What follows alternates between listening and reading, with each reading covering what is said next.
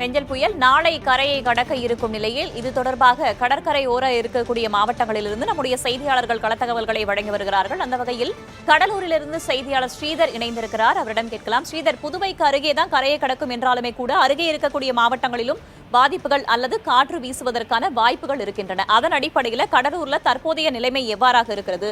தரைக்காற்று பலமாக வீசுகிறதா? கடலோர பகுதிகள் எவ்வாறாக காணப்படுகின்றன? மாவட்ட நிர்வாகம் தரப்பிலிருந்து என்னென்ன மாதிரியான முன்னெச்சரிக்கை நடவடிக்கைகள், மக்களுக்கு என்னென்ன மாதிரியான அறிவுறுத்தல்களை தற்போது வரைக்கும் வழங்கியிருக்காங்க?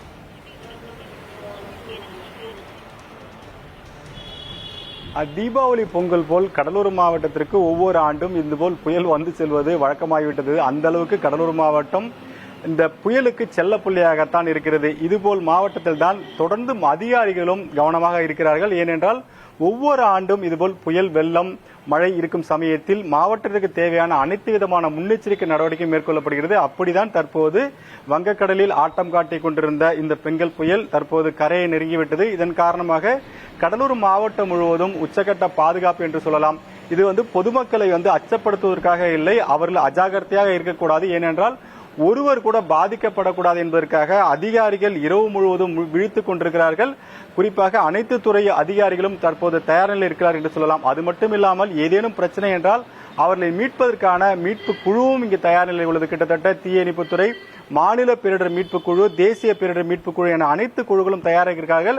அதே சமயத்தில் நீர் அதிகமாக மழை வந்து நீர் அதிகமாக நிரம்பினால் அதை வெளியேற்றுவதற்கான மோட்டார்களும் தயார் நிலையில் வைக்கப்பட்டிருக்கிறது. அது மட்டுமில்லாமல் 222 நீச்சல் வீரர்கள் கூட தயாராக இருக்கிறார்கள். நாம் சொல்லும் இந்த அனைத்து தகவலையும் நேரடியாக அதிகாரியிடமே கேட்டு தெரிந்து கொள்ளலாம். குறிப்பாக நம்முடன் கடலூர் மாவட்ட நகராட்சி ஆணையர் அனு IAS அவர்கள் இருக்காங்க. அவங்களுடைய நேரடியாக கேட்கலாம். வணக்கம்மா, தொடர்ந்து கடலூர் மாவட்டம் ஏதேனும் ஒரு பாதிப்பு ஒவ்வொரு ஆண்டும் சந்திக்கும். இந்த ஆண்டு பாதிப்பிலிருந்து பொதுமக்களை காக்க என்ன மாதிரி நடவடிக்கை மேற்கொள்றீங்க? பொதுமக்களை என்ன அறிவுறுத்துறீங்க? கடலூர் மாநகராட்சியை பொறுத்த வரைக்கும் நமக்கு 24 வல்னரபிள் லொகேஷன் உண்டு. அதுல 19 vulnerable locations very highly vulnerable, 5 medium vulnerable. So இது மொத்தம் 24 இடத்துக்கும் நமக்கு 24 ஷெல்டர்ஸ் அவைலபிளா இருக்கு. எல்லா ஷெல்டர்ஸ்லயும் டியூட்டில இன்னைக்கு ஆளுகள் இருக்காங்க.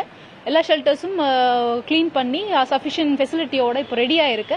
மாவட்டம் நிர்வாகம் மற்றும் மாநில அளவில் honourable CM, Chief Secretary, CM Office, Revenue Secretary and CRA and Disaster Management Authority ஓட இன்ஸ்ட்ரக்ஷன்ஸ் பிரகாரம் அப்பப்போ நமக்கு IMDல இருந்து வர இன்ஸ்ட்ரக்ஷன்ஸ் அப்படியே பாஸ் ஆன் பண்ணி நம்மளோட டீம் மக்களுக்காக உள்ள இன்ஃபர்மேஷன்ஸ் கொடுக்கறது, அதுக்கேற்ற மாதிரி அவங்க இவாக்குவேஷன் பண்ணணும்னா அதுக்கேற்ற மாதிரி உள்ள குழுக்கள், ப்ரொசீஜர்ஸ் அண்ட் லாஜிஸ்டிக்ஸ் எல்லாம் ரெடியா இருக்கு.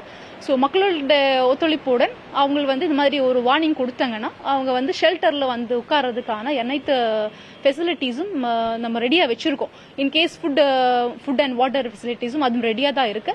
So as of now we are in ஒரு கம்ஃபர்டபுள் பொசிஷன்.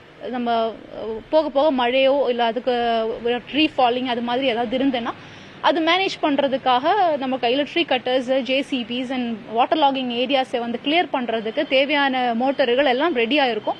இப்போ லாஸ்ட் 2 நாள் பெய்த மழையில ஒரு 15 இடம் வாட்டர் லாகிங்கா இருந்தோம், எல்லாம் நம்ம பம்ப் பண்ணோம். அதே மாதிரி நம்ம தொடர்ந்தும் நடவடிக்கை எடுக்கிறதுக்கு நம்ம ரெடியா தான் இருக்கோம். மக்களுடன் என்ன வேண்டுகள்னா எந்தெந்த வார்னிங்ஸ் அப்பப்போ வருதோ அது வார்னிங்ஸை வாங்கி கொண்டு மாவட்ட நிர்வாகத்துக்கு ஒத்துழைப்பு கொடுத்து சேஃப்டி அண்ட் செக்யூரிட்டியோட பிளேசஸுக்கு மாறணும் தான் வேண்டுகொள்கிறேன். தேங்க்யூ. கடலூர் மாவட்டத்தை பொறுத்த வரைக்கும் ஒரு மாநகராட்சி, 7 நகராட்சி, 683 ஊராட்சி, 14 பேரூராட்சி இருக்கிறது. இப்படி அனைத்து பகுதிகளிலும் இதுபோல் அதிகாரிகள் இரவு முழுவதும் பொதுமக்களுக்கு சேவை செய்வதற்காகவும் அவர்கள் பாதுகாப்புக்காகவும் தயாராக இருக்கிறார்கள். அது மட்டும் இல்லாமல் கிட்டத்தட்ட 222 நீச்சல் வீரர்கள் எதிர்க்கின்றால் கடலூர் மாவட்டத்தை பொறுத்த வரைக்கும் தென்பெண்ணையாறு, வெள்ளாறு, பரவனாறு, மணிமுத்தாறு, அது மட்டும் இல்லாமல் 210 ஏரிகள் இருக்கிறது. இப்படியெல்லாம் நீர்நிலைகள் நிரம்பிவிட்டால் தாழ்வான பகுதியிலிருந்து பொதுமக்களை மீட்பதற்கான முன்னெச்சரிக்கை நடவடிக்கையாக இவர்கள் தயார் நிலையில் வைக்கப்படுகிறார்கள். அது மட்டும் இல்லாமல் விஷச்சந்துகள், குறிப்பாக பாம்பு போன்ற விஷச்சந்துகள் வந்தால் அதை பிடித்து அகற்றுவதற்காக 22 பாம்பு பிடி வீரர்கள் தயாராக இருக்கிறார்கள். இப்படி பல்வேறு விதமான முன்னெச்சரிக்கை நடவடிக்கை மேற்கொள்ளப்படுகிறது. ஆனால் பொதுமக்கள் அச்சப்படக்கூடாது, அதே சமயத்தில் அஜாக்கிரதையாக இருக்கக்கூடாது என்பதுதான் மாவட்ட நிர்வாகத்தும் அரசின் தகவலாக உள்ளது. நாமும் அதை தான் வலியுறுத்துகிறோம். கடலூர் மாவட்ட நிர்வாகம் தரப்பிலிருந்து போதுமான அளவுக்கு முன்னெச்சரிக்கை நடவடிக்கைகள் எடுக்கப்பட்டிருக்கும் நிலையில் தகவல்களுக்கும் கலந்துரையாடியமைக்கும் நன்றி ஸ்ரீ.